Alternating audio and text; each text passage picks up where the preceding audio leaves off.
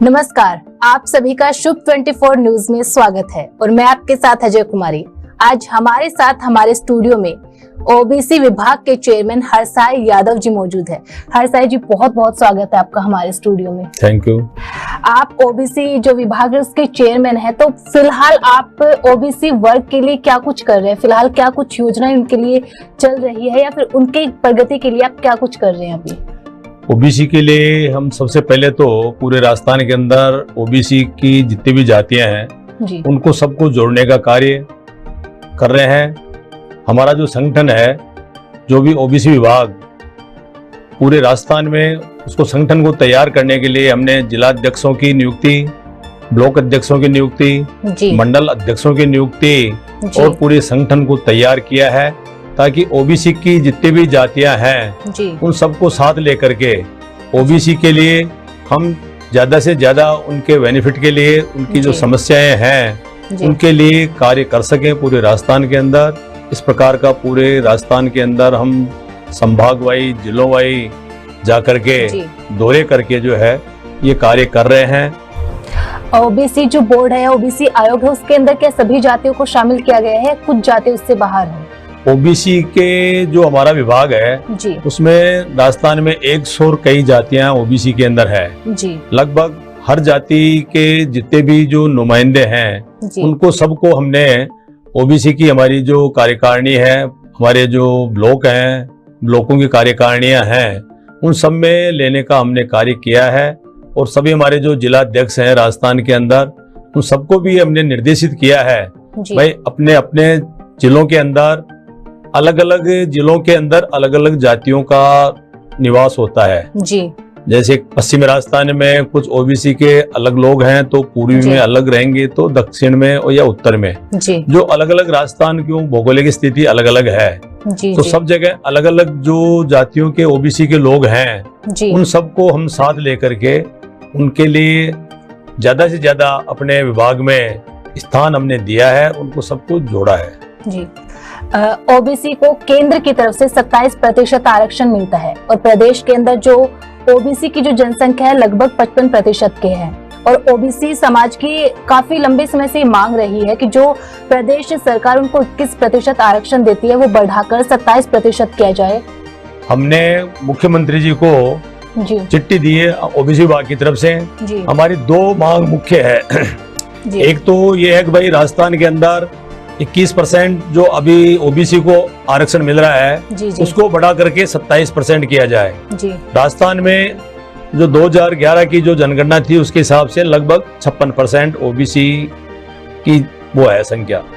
तो हमने मांग की है भाई, एक तो ओबीसी की आरक्षण को बढ़ाया जाए, दूसरा जाति जनगणना की जाए, जी, क्योंकि जिसकी जितनी जो है हिस्सेदारी, उसी हिसाब से हिस्सेदारी मिले, जितनी जिसकी भागीदारी हो। ये राजस्थान में हमने सुनिश्चित करने के लिए सीएम साहब को लेटर लिखा है। जी, भाई दो कार्य हमारे ओबीसी की मांग है। जी, अभी राजस्थान के जितने भी ओबीसी के सम्मेलन हुए हैं जातियों के, जयपुर के अंदर हर जाति के जितने भी ओबीसी के सम्मेलन हुए हैं जी, उसके अंदर दो मांग विशेष कर रही है। जी, एक तो आरक्षण बढ़ाने का और दूसरा जातीय जनगणना का।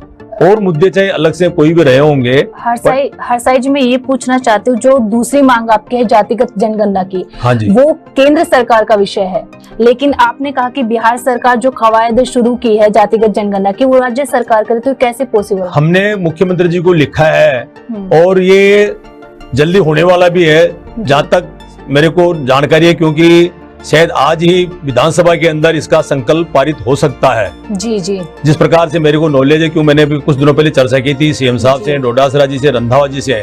भाई एक तो दो मुद्दे हैं, तो उसमें हमारा आरक्षण बढ़ाने का भी जो हमारी मांग है ये भी बहुत जल्दी ही पूरी की जा रही है। उसमें मुख्यमंत्री जी से एक बार मेरी चर्चा हुई थी, वो चाहते हैं SC ST और सामान्य वर्ग इनके भी कुछ बढ़ा करके ओबीसी को उसमें साथ लेकर के सभी के आरक्षण बढ़ाने का, क्योंकि पहले 50% का सीमा थी। अब जब कोर्ट के निर्णय के बाद में जब सामान्य को इसमें 10% आरक्षण मिल गया, एमबीसी में गुजरों को अलग से आरक्षण मिल गया, उसके बाद में 50% की सीमा तो खत्म हो गई। तो हमने मांग की थी जब सीमा खत्म हो गई तो हमारे को भी जो हमारी जितनी हिस्सेदारी है उसी हिसाब से हमारे को भागीदारी मिले जी। तो उसके बारे में गहलोत साहब का इसमें बिल्कुल पॉजिटिव है, रंधावा जी का और डोडासरा जी का भी इसमें पक्ष बिल्कुल हमारे पक्ष में है, पॉजिटिव है। और बहुत जल्दी ही इसकी सरकार की तरफ से शायद मैं महसूस करता हूँ घोषणा हो जाएगी। और जातीय जनगणना की तो शायद आज विधानसभा का आखिरी सत्र है, दिन है, शायद आज ही इसका विधानसभा में संकल्प पारित हो सकता है, केंद्र को इसके लिए भेजा जा सकता है। चाहे जिस प्रकार बिहार ने इसको लागू किया, कोर्ट ने रोक दिया, पर राजस्थान सरकार भी इसको जो है लागू करेगी। और हमारी ये मांग है कि केंद्र सरकार इसको लागू करे।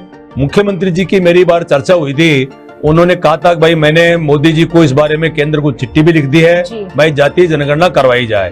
तो ये पूरे देश के अंदर पूरे देश की मांग है कि जब अलग अलग जो आज आंदोलन और अपनी अपनी मांगे करते हैं, यदि जातीय जनगणना हो जाएगी तो जितनी जिसकी अपने हिसाब से जो भागीदारी अपने आप मिल जाएगी, जिसकी जितनी हिस्सेदारी उसकी उतनी भागीदारी। जब यही पूरे राज्य पूरे देश के अंदर हो जाता है तो किसी प्रकार का विवाद ही नहीं रहेगा। तो इसमें तो मोदी जी को बिल्कुल अवश्य करनी चाहिए।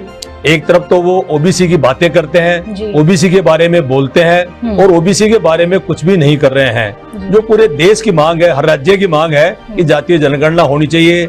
सभी पार्टियों की भी मांग है, सभी जो पार्टियां हैं वो उन्होंने लोकसभा में भी और संसद के अंदर भी इस मुद्दे को उठा करके जो है मांग की है। तो मेरे हिसाब से मैं भी ओबीसी विभाग का चेयरमैन होने के नाते ये मांग करता हूं मोदी जी से भी कि इसकी जातीय जनगणना जल्दी से जल्दी करवाई जाए। क्योंकि जातिगत जनगणना अभी जो 55% ओबीसी समाज है, अगर जातिगत जनगणना करवाई जाती है, उसकी जो जनसंख्या और बढ़ती है तो विधानसभा में भी और भी ज्यादा प्रतिनिधित्व मिलेगा उसके अंदर।